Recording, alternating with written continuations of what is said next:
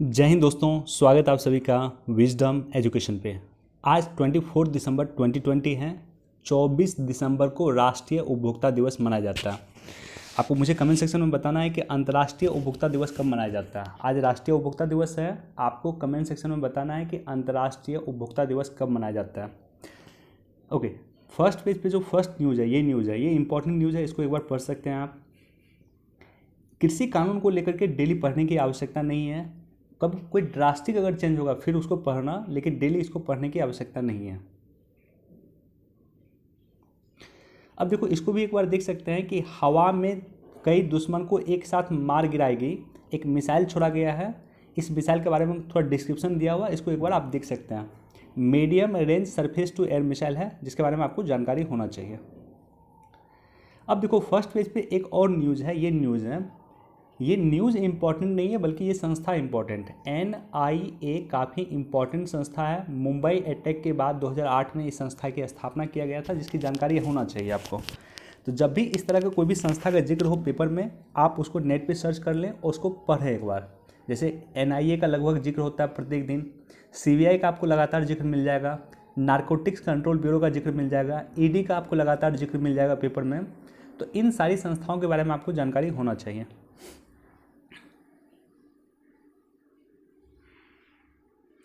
एक बार इसको भी देख सकते हैं।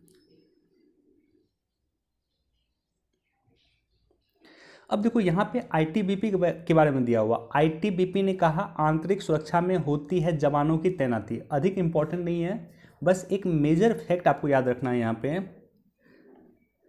मेजर फैक्ट याद रखना है क्या कि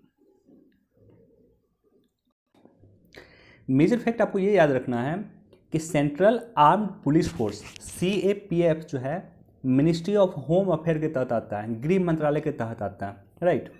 central armed police force CAPF जो है गृह मंत्रालय के अंतर्गत आता है। और इसका जो है 7 विंग है। सेंट्रल आर्म्ड पुलिस फोर्स का 7 विंग है। पहला है बॉर्डर सिक्योरिटी फोर्स, दूसरा है सेंट्रल रिजर्व पुलिस फोर्स, तीसरा है सेंट्रल इंडस्ट्रियल पुलिस फोर्स, चौथा है असम राइफल, पांचवा है नेशनल सिक्योरिटी गार्ड, जिसको हम NSG कहते हैं। उसके बाद सशस्त्र सीमा बल है, और उसके बाद है Indo Tibetan border police force ITBP। ये सातों जो पार्ट हैं, ये सभी के सभी गृह मंत्रालय के तहत आते हैं। तो अक्सर आपको ऑप्शन में कंफ्यूज करने के लिए दे सकता है कि IT मिनिस्ट्री जो है वो रक्षा मिनिस्ट्री के तहत आता है, रक्षा मंत्रालय के तहत आता है। कंफ्यूज नहीं होना है। ITBP जो है वो भी आता है गृह मंत्रालय के तहत, राइट।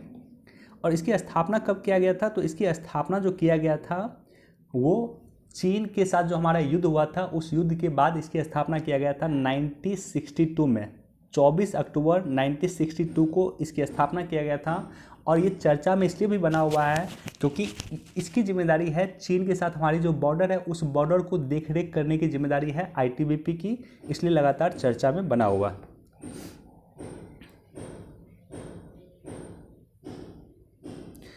अब देखो, इसको भी एक बार देख सकते हैं कि IIT BHU में खुलेगा इसरो का 5वां सेंटर। तो इसरो का अन्य सेंटर कहाँ पे है, तो इसके बारे में आपको जानकारी होना चाहिए। देखो, कुरुक्षेत्रा में है, जयपुर में है, उसके बाद सूरजकुंड में है जो मैंगलोर में है, उसके बाद गुवाहाटी में है, और 5वां सेंटर स्थापित हो रहा है IIT BHU में। इसके बारे में आपको जानकारी होना चाहिए। इसको भी एक बार आप लोग पढ़ सकते हैं।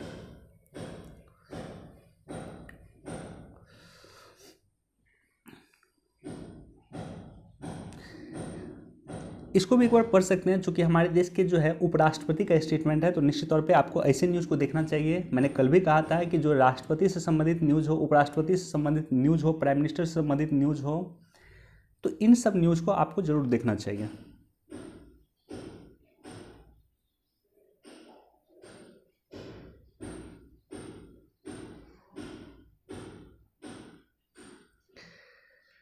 देखो, नौकरी में भेदभाव की शिकार बेटियों को मिला महिला आयोग का साथ। राष्ट्रीय महिला आयोग, कब इसकी स्थापना हुई है, कितने इसके सदस्य हैं, वर्तमान में इसके अध्यक्ष कौन है, इसके बारे में आपको जरूर जानकारी होना चाहिए।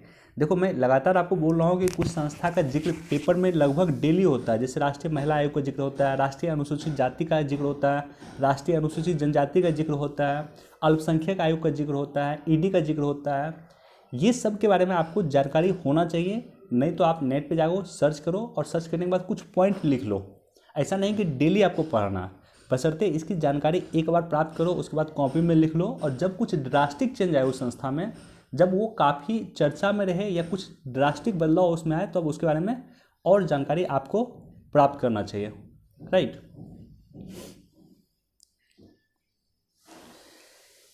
अब देखो ये एडिटोरियल है, ये कांग्रेस से संबंधित है। कांग्रेस से संबंधित एडिटोरियल हो, बीजेपी से संबंधित एडिटोरियल हो, किसी पार्टी से संबंधित कोई एडिटोरियल हो, आपके लिए इंपॉर्टेंट बिल्कुल नहीं है। तो ये बिल्कुल इंपॉर्टेंट नहीं है। अब देखो ये एडिटोरियल इंपॉर्टेंट है, छोटा सा एडिटोरियल है, चूंकि राष्ट्रीय उपभोक्ता दिवस आज मनाया जा रहा है, उसी को लेकर के एडिटोरियल है, तो इसको एक बार आप देख सकते हैं। अब देखो ये काफ़ी इंपॉर्टेंट एडिटोरियल है, इसको जरूर पूरा एक एक पॉइंट इसको पढ़ना, लेकिन इसके बैकग्राउंड को आपको समझना होगा। बैकग्राउंड क्या है इसका, कि बैकग्राउंड यहाँ पे है, देखो राष्ट्रीय जैव ईंधन नीति आया था 2018 में, नेशनल बायोफ्यूल पॉलिसी आया था 2018 में, राष्ट्रीय जैव ईंधन नीति 2018 में आया था, और उसमें टारगेट लिया गया था कि हम जो है पेट्रोल जो चूँकि मंगाते हैं, हम खाड़ी देशों से मंगाते हैं, हमें पेट्रोल के आयात को कम करना है। तो इसके लिए क्या था कि पेट्रोल में हम इथेनॉल को मिलाएंगे, और 2022 तक जितने हमारे पास पेट्रोल होगा उस पेट्रोल में 10% इथेनॉल मिलाएंगे। मान लो 2022 में भारत टोटल जो है 1 करोड़ लीटर जो है पेट्रोल का कंजम्पशन करेगी, राइट। तो 1 करोड़ लीटर में जो है लगभग 10 लाख लीटर जो है वो क्या होगा, तो वो इथेनॉल होगा, राइट। तो 10% टोटल इथेनॉल जो है हम पेट्रोल में मिक्स करके 2022 तक यूज करेंगे, और इसकी सीमा को हम बढ़ा देंगे 2030 तक। 2030 तक हम 20% एथेनॉल जो है मिलाएंगे पेट्रोल में। तो जितना मान लो एथेनॉल हम पेट्रोल में मिला रहे हैं, उतना तो हमें निर्यात कम करना पड़ रहा है, राइट। उतना निर्यात हम कम कर रहे हैं, उतना हमारा जो फॉरेक्स रिजर्व है वो कम खर्च हो रहा है।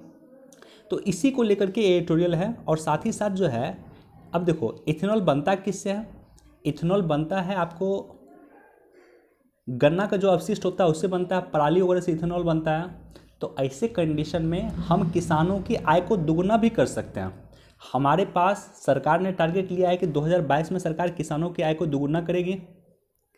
कई बार हमने डिस्कस किया है प्रधानमंत्री 7 सूत्री कार्यक्रम के बारे में, जिसका टारगेट है 2022 तक किसानों की आय को दुगना किया जाए। अशोक दलवाई समिति की रिपोर्ट पे सरकार किसानों की आय को दुगना कर रही है, टारगेट है 2022। अब 2022 तक किसानों की आय को दुगना भी कर सकती है।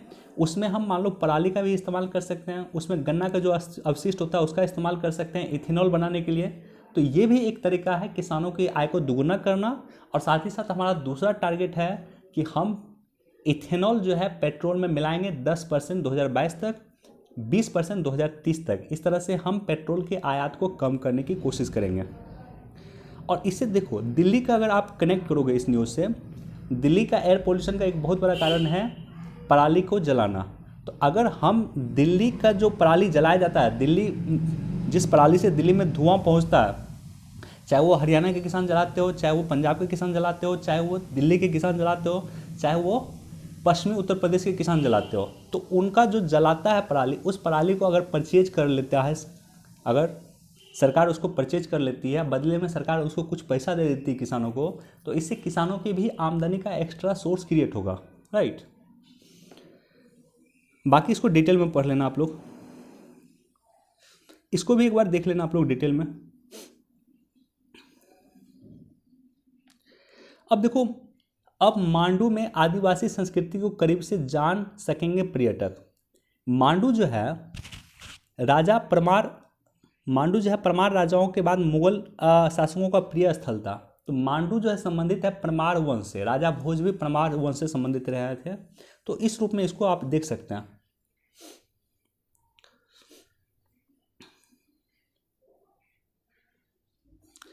अब देखो यहाँ पे दिया हुआ है कि एमएसपी पे अब 81,400 करोड़ रुपए के धान की खरीद हो चुका है अभी तक।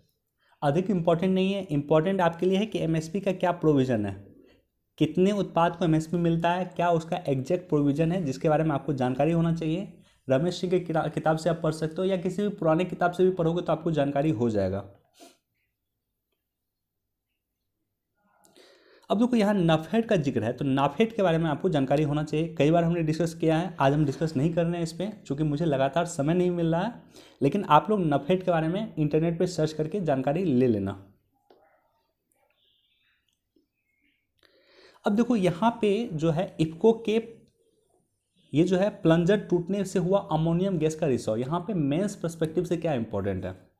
लेबनान एक ऐसा देश है जहाँ पे दुर्घटना से, रासायनिक दुर्घटना के कारण पूरी पूरी सरकार चेंज हो गई।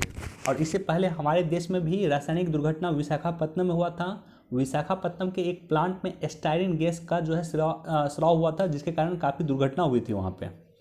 तो रासायनिक दुर्घटना को रोकने के लिए सरकार क्या क्या कर रही है, रासायनिक दुर्घटना को किस तरह से हम रोकें, इसके बारे में आपको ज़रूर जानकारी होना चाहिए।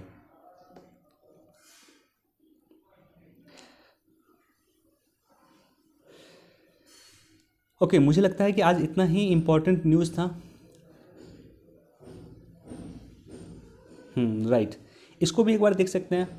फिल्म्स पॉइंट ऑफ व्यू से इम्पोर्टेंट है, मेंस पर्सपेक्टिव से इम्पोर्टेंट नहीं है। चलिए, वीडियो देखने के लिए धन्यवाद। Thank you so much. Please do like share and subscribe. Thank you.